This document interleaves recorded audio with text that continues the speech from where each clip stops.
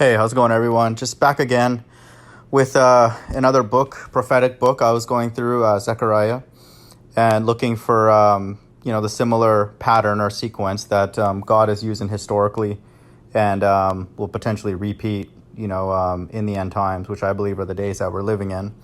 And lo and behold, it's the same pattern here in Zechariah, same as in Malachi, same as in Revelation, same as in Matthew, same as in 2nd Ezra.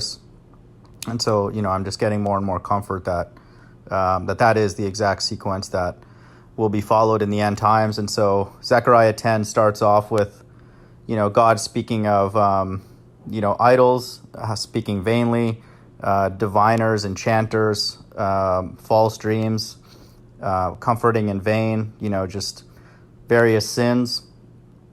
And then goes on in verse 9. I believe this is the layered prophecy that again applies to the days that we live in. He says in verse 9, I will sow them among the people, and they shall remember me in far countries, and they shall live with their children and turn again. And so I believe, and the Bible supports this, that God's elect are scattered, on the four corners of the earth, across flat earth. And here it says they shall live with their children and turn again. And so there will be an awakening, people, around the world turning back to God. And then in particular, God's elect, he will, in verse 10, I will bring them again also out of the land of Egypt. So this is historical, but in modern day, Egypt is America, and gather them out of Assyria. And so even in the past, he was rescuing people out of multiple places.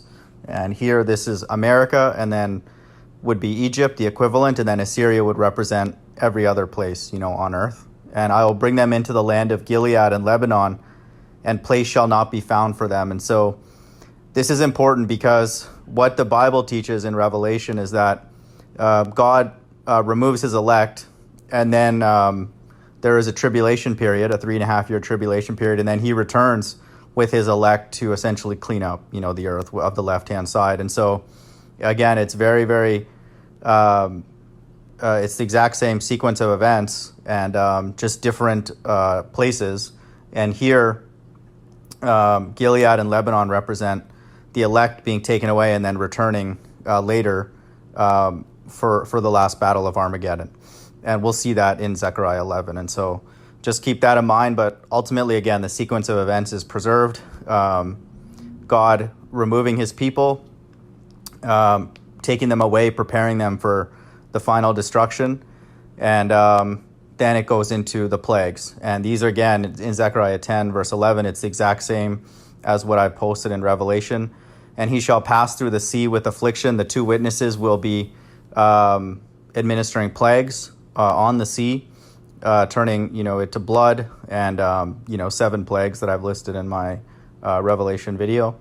And all the deeps of the river shall dry up. That's also one of the plagues. And the pride of Assyria shall be brought down, and the scepter of Egypt shall depart away. And so after the plagues are done, Egypt, which in modern day is America, will be destroyed. And he says, and I will strengthen them in the Lord, and they shall walk up and down in his name, saith the Lord. And so up to this point, the elect have been removed. There has been a tribulation period, which in Zechariah is in verse 11.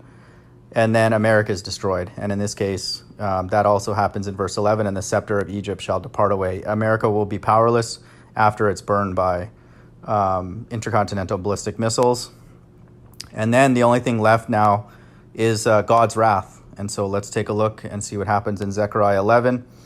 And so it starts at, open thy doors, O Lebanon, that the fire may devour thy cedars. And so if we remember in Zechariah 10, the elect were taken away, and they will bring them into the land of Gilead and Lebanon. And so this, again, is exactly equivalent to the end times narrative, except the end times narrative will be the Battle of Armageddon, and in a place, in the Middle East. And so in this case, the elect were taken away, and then now God is revisiting the earth and with the elect in hand, and then in this place called Lebanon, in modern day, it's the Battle of Armageddon.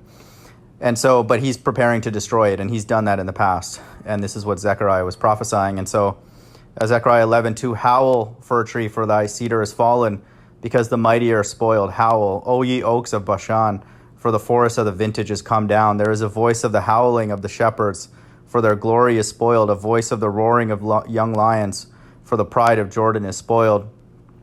Thus saith the Lord my God, feed the flock of the slaughter, whose possessors slay them, and hold themselves not guilty. And they that sell them say, blessed be the Lord, for I am rich, and their own shepherds pity them not. For I will no more pity the inhabitants of the land, saith the Lord. But lo, I will deliver the men, every one unto his neighbour's hand, and unto the hand of his king. And they shall smite the land, and out of their hand I will not deliver them. And I will feed the flock of slaughter, even you, O poor of the flock. And I took unto me 2 staves, the one I called beauty, and the other I called bands, and I fed the flock. And so you can see it's again the same sequence of events. So elect are taken away. They are then brought over and prepared for a final battle. And in this in Zechariah's day, it was in Lebanon. And in this case, when it says that the fire may devour the cedar, cedars and trees are referred to sometimes as trees and also referred to people, and in this case both. And so it's again the same sequence of events. We get more and more comfort reading the prophecies that the way that God operated in Zechariah, Malachi, Esdras is the exact same that he's operating in the Apocrypha, in Esdras, 2nd Esdras, and then also in the New Testament in Matthew and Revelation. And so it looks like that is indeed the sequence of events. I'm going to keep reading, the Bible overall, but it looks like that is what we should be expecting if the God of the Bible is true. Hope everyone's doing well. Bye.